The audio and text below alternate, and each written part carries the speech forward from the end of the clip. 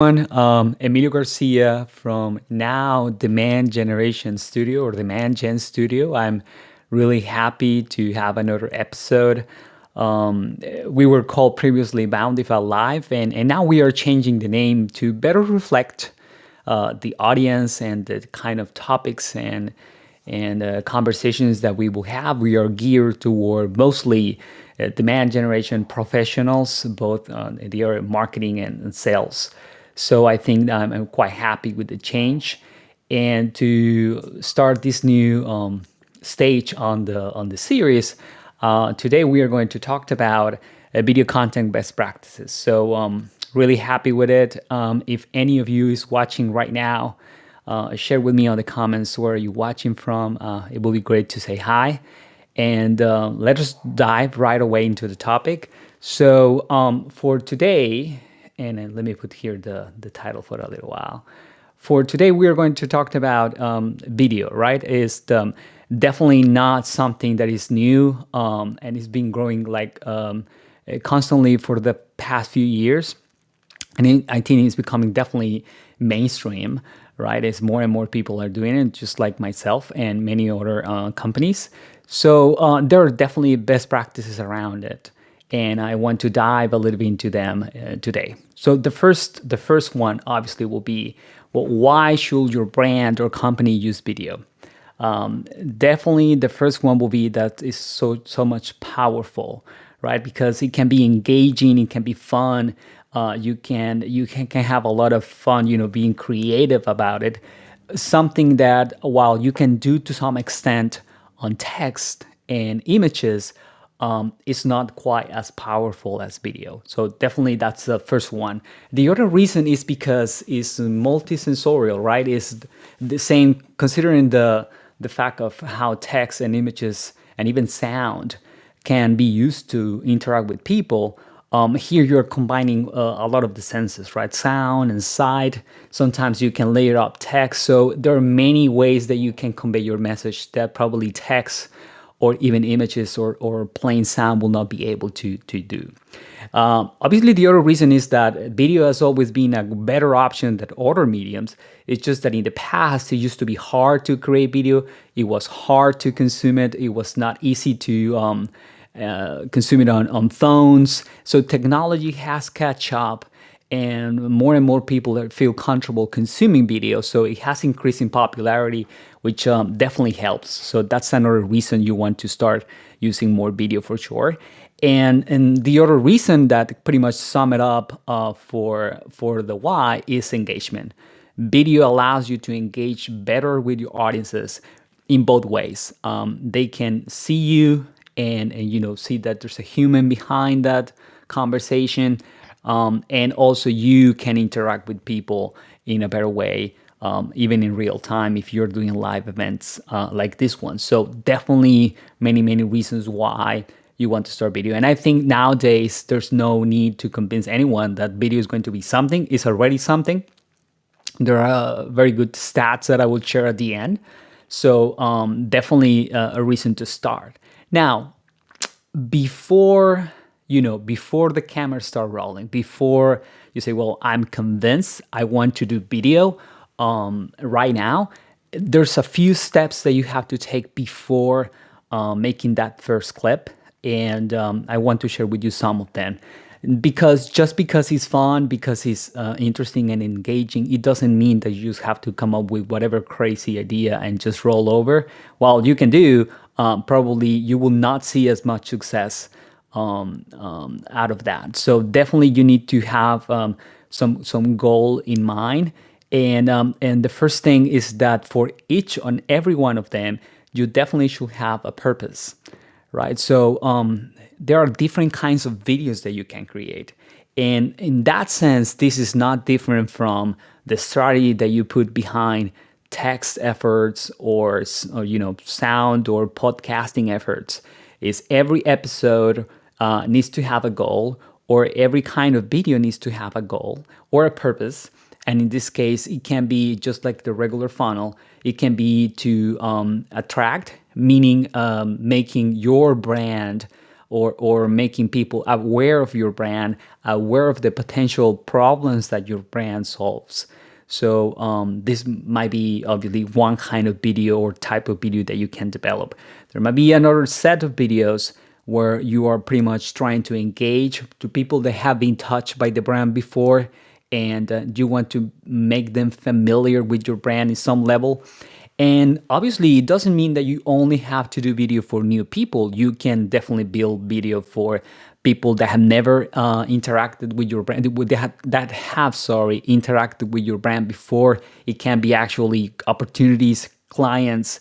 So it can be more of retention efforts and to keep your brand top of mind to current clients. So and you can have the 3 stages at the same time. Of course, what matters is for each one of your videos, you ask the question, what I want to accomplish, what will be the purpose of the videos that I have. Very related to that idea is the fact that once that you have decided on the purpose, you need to keep your video focus, right? Very similar to what you do with a blog piece. You don't want to say that you want to cover a specific subtopic or content and then go all over the place within your video, right? We want to keep it focused so search engines and users can identify it to a specific problem or kind of solution that you're providing. And the other thing that you need to consider is that video usually is part of a broader messaging effort or campaigns. So, for example, the way that we do ours is that video is just the first stage in a series of processes where we create this content and then break it down into more consumable pieces. And eventually, I think even I'm going to recreate some of the conversation in a text form. So in this case, we are using it more as a pillar for ourselves. But think about the other kinds of contents that you can create, and they usually will support your message, right? If you, for example, want to create videos around testimonials, then the testimonial from the client on the video will be just the beginning, because probably you will want to accompany that with some web page that laid out the testimonial. You might even create a PDF or a little ebook to share with your prospects and a link to the video. So it's a supporting effort around the rest of your type of context or formats that you can create. So that will be things that you have to consider, keep in mind before even starting. The other great area of opportunity is that you might have a purpose, but if you don't have the right set of analytics or metrics to track, and that usually goes along with the goal, then the other problem will be that, you create videos with purpose, but then after you have created many, you will wonder, should I do more of this? Should I try something else? And that's when you need to set up also, before you start rolling, some set of critic analytics so you can understand that better. So why? Well, again, primarily the main reason is because you want to understand what is working, what's not, and why.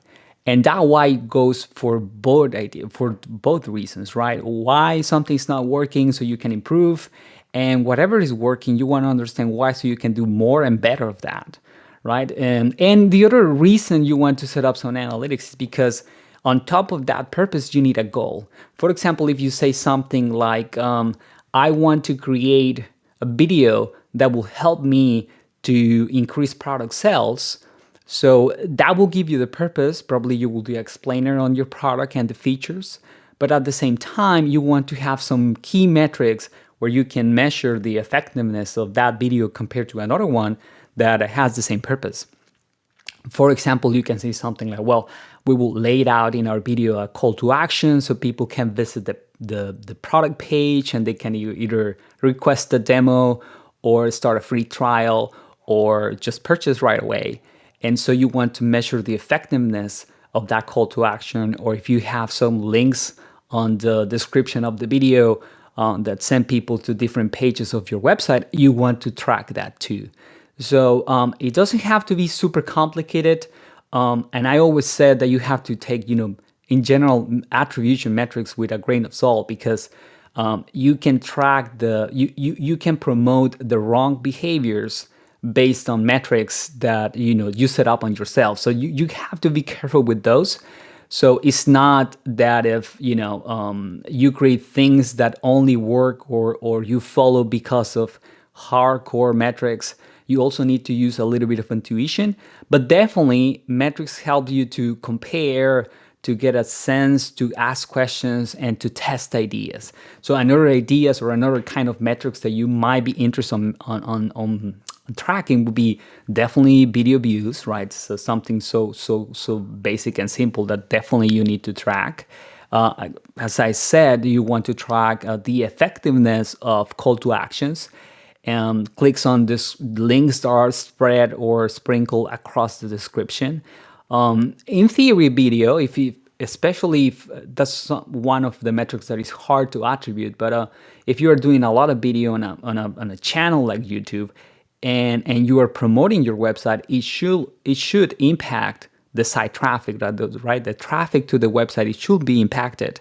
To some extent, you will get that social media referral traffic coming from YouTube, but you will discover that there's going to be a lot of increase on your traffic that will come just from organic, even if you're not creating content in the more traditional way of blog posts. So it's going to be probably branded organic traffic that comes from your efforts from video, and that not only happens for video, it happens for other formats like podcasting. And that's also a lofty goal, right? If I want to increase the traffic of my website, and it's not necessarily related to the performance of the videos themselves, but the branding that is creating, the awareness that is creating about the brand. And finally, another good idea, because of the qualities of video, is that you embed video on your website, and that usually will lower your bounce rate, right? The bounce rate for pages that have video usually is lower because people spend more time interact with the page. So that will have an impact there. Another of the reasons or things that you might be looking to improve before you start is that to understand the fact that video usually, because it increases engagement on your website, then your website will have a higher probability of ranking better for the same keywords or the same topics that you were ranking before. It will give you that boost, right? Another reason it's important is not just to track the performance of your goals, but also to get insights. I believe, for example, that video is a great way to test topics and ideas that you eventually want to write about. Or another scenario that I have seen is that you break down a large piece of content and then you create smaller pieces. And those smaller pieces, when you share them on social, you will discover that some of those pieces will resonate better with your audience than others. And that might inspire you to create, in-depth videos for those particular topics, or also just to create reading content about that. So it will guide your strategy. And those videos that didn't perform well, you shouldn't take them as failures, more of learning experiences that will let you know where should you focus, right? And also, don't be afraid to try new things. Another great thing of having a robust analytics on your videos is that you might try things that are a little bit crazy, something that is out of the norm, out of the box, and you will see if that resonates with people. And if it doesn't, then you try something else. So all those things can be enabled, tracking properly your videos. So the next or part or the next idea that I want to discuss with you today is, obviously there's ton of information about how to create the videos and how do you edit it and format them, and probably I will dive into that idea in a later episode. Please comment if you're interested in that idea. That will be great to know. But finally is, imagine that you have defined the purpose of your videos, that you have already defined, before your camera rolls, some of the goals that you will have, and you have set up some analytics to make sure that you understand the impact. And now, what are some of the best practices on the platforms that you want to share or distribute your content or distribute your video? So one common mistake is to treat each platform the same. And that's just relevant not just for video, it's just relevant for audio and for text and images, not of course. So even when most social media platforms share to some extent a lot of features among themselves, that doesn't mean that you should do exactly the same on each of them. That even doesn't mean that you need to be on all of them at the same time, because you still have to consider if your audience is there. And if they're used to consuming video in that platform in particular, there are some platforms where video is more common and where the interaction is better. So definitely you need to consider the platforms and their nuances when you are doing those efforts to distribute your content. I will talk about today about the four most known, not necessarily more popular. I think right now there's a platform that is quite popular, like TikTok. Is video is definitely something there. It's pretty much about video.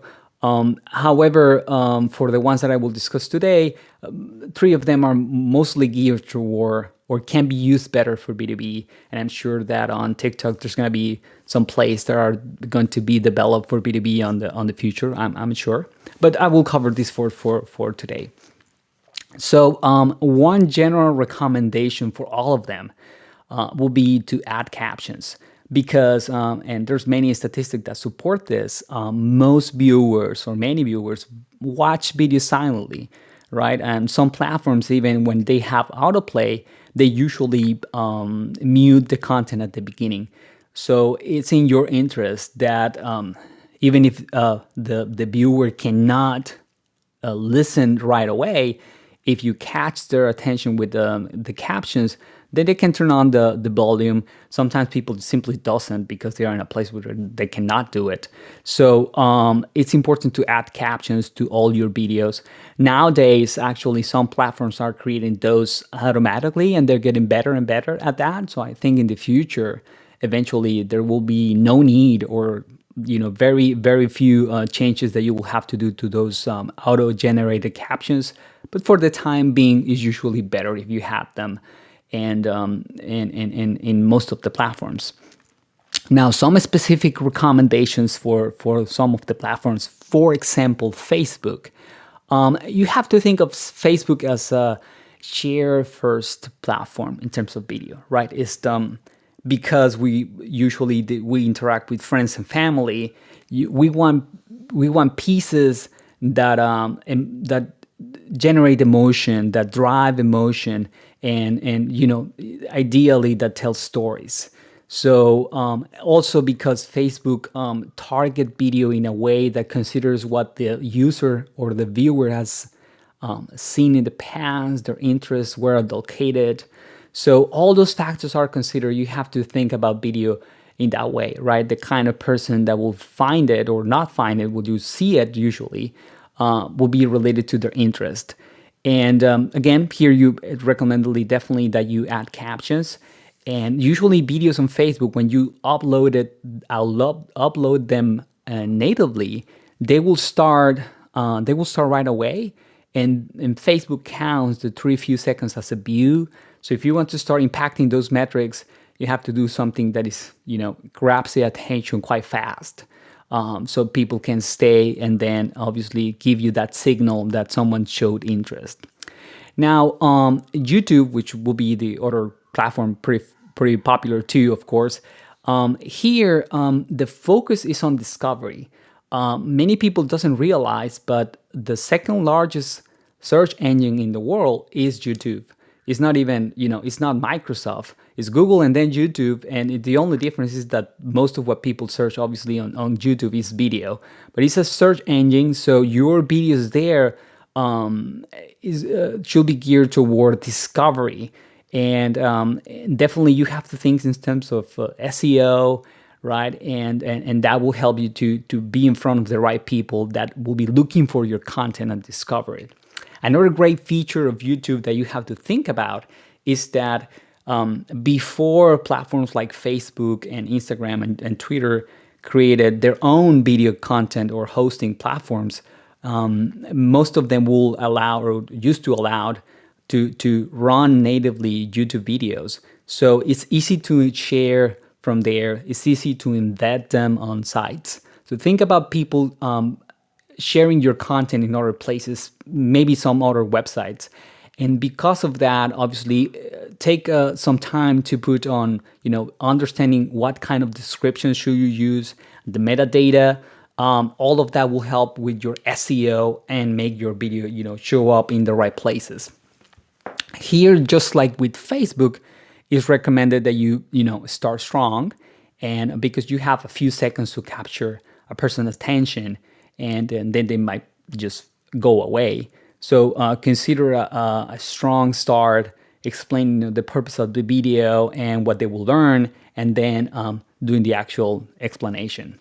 Now on Instagram, which is probably from all the four that I'm exploring today, the one that is farther away from B2B, I'm not saying that you can't. I believe that some niches might find a way to make Instagram work for B2B. However, because of the nature of the platform itself, it's definitely harder than to B2C, right? And the reason, for example, is that the biggest recommendation on Instagram is that you need to seek to inspire, to drive way more emotion, right? And so that usually you can accomplish better when you're talking about health and attitudes and knowledge in general. And so sharing ideas is more inspirational and in nature, aspirational too. And the other important thing to consider on Instagram is that there's a higher quality of video production.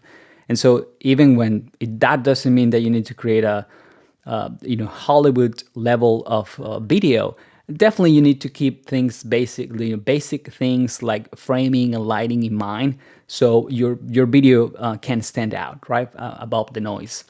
Another important thing here is that Instagram is heavy on hashtags.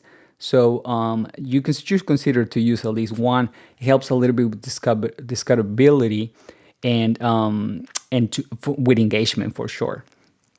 And finally, on Twitter, I think that video for Twitter should reflect the fact that for text, you go for the micro blogging or the short content that make Twitter a fast-paced platform. So the same should be reflected on your videos, right? They tend to be short, they tend to be more entertaining and focus on just one single idea because you don't have that much time. And you should consider that. Obviously, rely too on stories and capturing meaningful sequence of events so you can increase engagement. And so those are some of the ideas that I want to share with you. So to kind of like make a summary of them, it's really important that obviously that you understand that video should be an important part of your marketing strategy that has become mainstream for many reasons. There are a lot of people watching video on mobile and engaging with video in way more meaningful ways than usually images and text.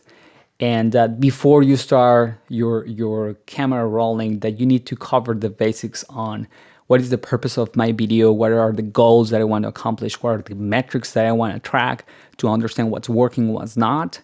And once you have set up those analytics, it's important that you pick the right social media platforms for distribution, the ones where your intended audience will be spending more time. That will be a great place to start, and that you cater the format to what works best on each of the platforms, right? In terms of length, in terms of size and format, in terms of intent. So consider those recommendations for your video strategy. I hope you have much success with it, and feel free to reach out either through the comments or just follow me on LinkedIn. And if you have more questions, I'll be happy to answer them. I hope you enjoyed this video and find it useful. and talk to you in a couple of weeks.